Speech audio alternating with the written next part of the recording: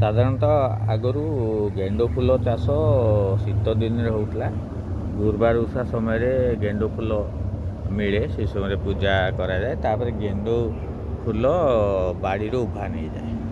କିନ୍ତୁ କାଳକ୍ରମେ ଆସ୍ତେ ଆସ୍ତେ ଦେଖିଲେ ବର୍ଷ ସାରା ଗେଣ୍ଡୁ ଫୁଲ ମିଳିଲା। ସାଧାରଣତଃ ସେ ଗେଣ୍ଡୁ ଫୁଲ କଲିକତାରୁ ଆସେ, କିନ୍ତୁ ଆମେ ସ୍ଥାନୀୟ ଭାବରେ ମଧ୍ୟ ଗେଣ୍ଡୁ ଫୁଲ ଚାଷ କରିବା। ଦେଖନ୍ତୁ, ଆଜି ମେ ମାସ ଅଧା ହେଇଗଲାଣି, ମୋ ବାଡ଼ିରେ ବି ଗେଣ୍ଡୁ ଫୁଲ ଅଛି। ବ୍ୟବସାୟିକ ଭିତରେ ଲୋକମାନେ ବି ଚାଷ କରୁଛନ୍ତି। ଆମେ ମଧ୍ୟ ଅଳ୍ପ ସ୍ୱଳ୍ପ ଲଗେଇଛୁ ଆମର ବାଡ଼ିର ଶୋଭାବର୍ଦ୍ଧନ କରିବା ପାଇଁ କି ଆମ ନିଜ ଠାକୁର ପୂଜା କରିବା ପାଇଁ। ଗେଣ୍ଡୁ ଫୁଲ ଫୁଟୁଛି, ଏହା ସମ୍ଭବ, ବର୍ଷ ସାରା ସମ୍ଭବ। ଯଦି ବ୍ୟବସାୟିକ ଭିତରେ କରିବେ, 50 ଟଙ୍କାରେ ଆରମ୍ଭ କରି 200 ଟଙ୍କା ପର୍ଯ୍ୟନ୍ତ ଏହାର କିଲୋ ବିକ୍ରି ହୋଇପାରିବ।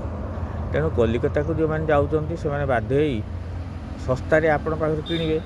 ତେଣୁ ଗେଣ୍ଡୁ ଫୁଲ ଚାଷ ଯଦି କରିବେ, ନିଶ୍ଚିତ ଭାବରେ ଲାଭବାନ ହୋଇପାରିବେ।